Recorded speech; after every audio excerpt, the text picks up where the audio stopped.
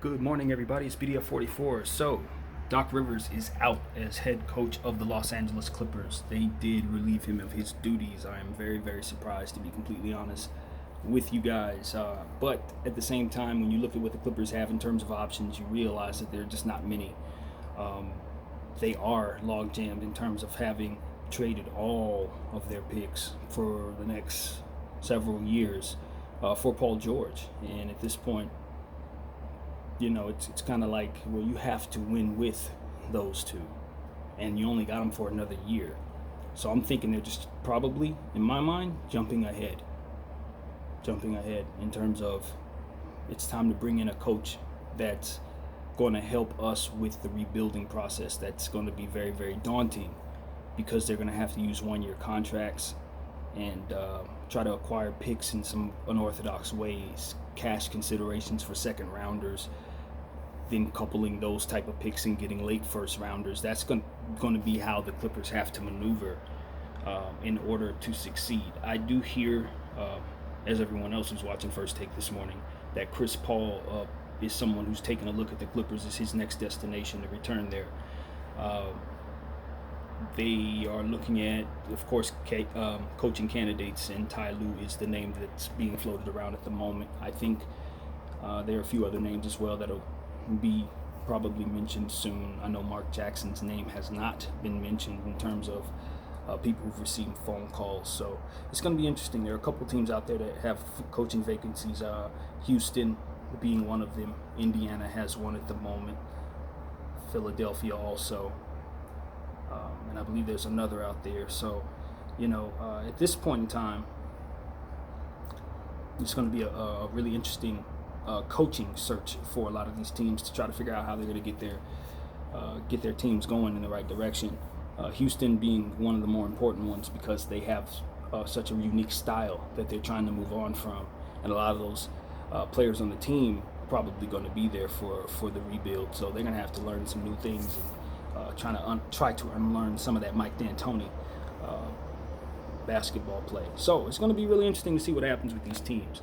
Obviously, there's still basketball being played with the NBA Finals looming, starting up tomorrow. The Lakers and the Heat. Very excited about that. But the offseason is also very exciting. We're going to be seeing a draft coming fairly soon after the finals conclude. Then we'll see the free agency period probably be rushed to a degree. And I think the season, they said, is going to start, I think, probably January, end of December, Christmas time, something like that. So, yeah, exciting times for NBA fans. We are in a good space. Unfortunately, Doc Rivers no longer has a position with the Clippers. I do believe he'll have another head coaching job fairly soon. He'll get one of those jobs if he wants to continue coaching. I wonder. I really do wonder if he wants to. Or maybe he'll take a year off, that kind of thing, if he likes any of these positions that are available. He may not even want any of those. But yeah, that's what's going on, man. The Clippers got some things to think about. I wonder how Kawhi Leonard and Paul George feel about their coach being fired. Were they on board with this? Some think that Kawhi Leonard chose the Clippers because of Doc Rivers. Is this going to be something that's a deal breaker for him and make him want to leave the Clippers? Does Paul George end up being a piece that they move for picks if they can do that? Which I still think they'll be able to do. They won't be able to get what they got, what they let go of, but I'm pretty sure they can get a first rounder, a pretty good first rounder for him. I'm looking at that second pick in the draft right now that the Golden State Warriors have. I know a lot of people think they're going to take Wiseman, but I also think that is a very, very valuable pick. Just in thinking about what teams may need a young piece like that, may want a LaMelo Ball, may be willing to part with some very valuable pieces to try to rebuild. I'm looking at that pick. I'm not saying that the Clippers would do this, nor that the Warriors would do this, but when you start thinking outside the box of how you can move forward, one thing that I'm looking at, if I'm the Warriors, is maybe moving that second pick for a guy that can help us win right now. You got Klay Thompson coming back. You got, obviously, Steph Curry's now healthy. Is Draymond still on board? For how long, I don't know. Maybe you even move him for a more, a better piece for what you're trying to build. Maybe you don't. Maybe you still see him as the player that you want him to be. But the point is the Warriors are in a position to where they can come right back to the top of the West if they make the right moves here. And bringing in a 19-year-old kid that kind of does the same thing that Steph Curry does if they bring in LaMelo Ball, who I think is the second pick consensusly, or maybe getting a guy like Wiseman, who's probably projected to be drafted in that same range. I don't know that helps you as much as maybe trading that pick and bringing back a win-now piece. Do I have a whole lot of faith in Paul George? No. Do I really want to trade him, trade my second pick in the draft for him after what I've seen in these playoffs? No. I don't, personally. But is that something I would listen to if I'm the Golden State Warriors, considering where they are and considering what Paul George could be as the third option as opposed to being the second option with a team like what the Warriors are putting on the floor? I mean, I can tell you this. I wouldn't want to face them next year if Paul George was on that team. And I'm not saying that I'm the biggest Paul George guy, because you know I'm not, but as a third option, a guy getting open shots surrounded by Steph Curry and Klay Thompson shooting all over the place, yeah, I could definitely see them being a huge problem for the Western Conference. So that's just the kind of thing I'd throw out there. The Clippers need a move like that. They need to be able to part ways with somebody who's not that good and start over with a kid who can help guide them through these next couple years where they have no picks. Sort of like what D'Angelo Russell did for the Nets. The Nets were in a position where they were just like the Clippers are in now. No picks whatsoever.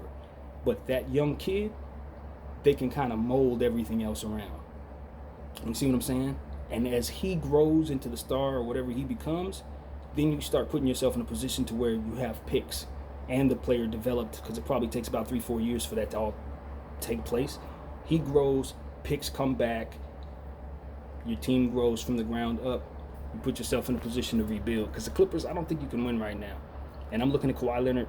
He's gone at the end of the year. I mean, he signed on for a 1-1 because he knew something like this was possible. And as far as I'm concerned, he's part of the past. I mean, I know that sounds absolutely insane. Don't get me wrong, that's crazy. But like, he's not going to lead you to a championship with no proper pieces. You're not going to get any proper pieces because you're logged in with no picks. So at this point, he plays one more year and he walks, or you trade him at the deadline if that's what it does. Or I don't see him resigning with the Clippers, not in this stage. Now, do I think the Clippers are thinking rebuild? Nah. I don't want you guys to be confused by what I think they're thinking versus what I think they should do. I think they should rebuild. I do not think they're going to.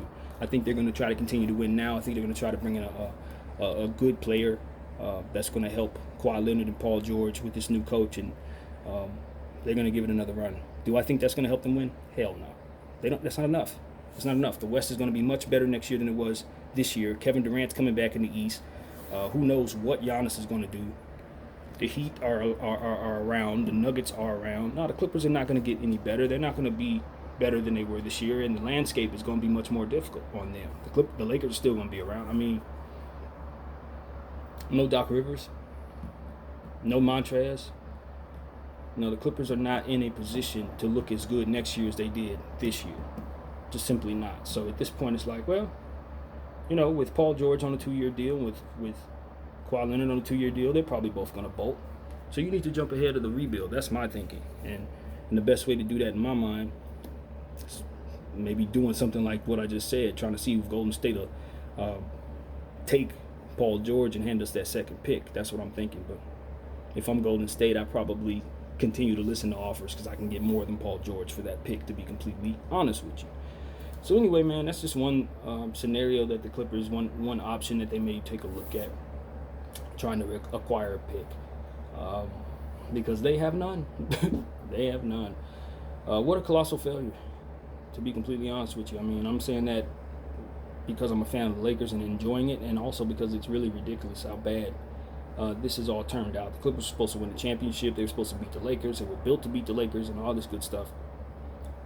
They supposedly had the best team all year long, even though they never had the best record at all. It was just... And now people are saying, particularly Skip Bayless, the Clippers would have beat the Lakers if they would have made the Western Conference Finals. I don't see any evidence of that. I don't see no evidence of that. The problems that they had against the Nuggets, they would have had against the Lakers. And that's pretty much the end of that, in my opinion. So, Doc Rivers is out. And, wow. I think he'll have a job if he wants one within a week. I don't think it'll take long at all. My name is BDF44. Thank you guys for watching. I'm out.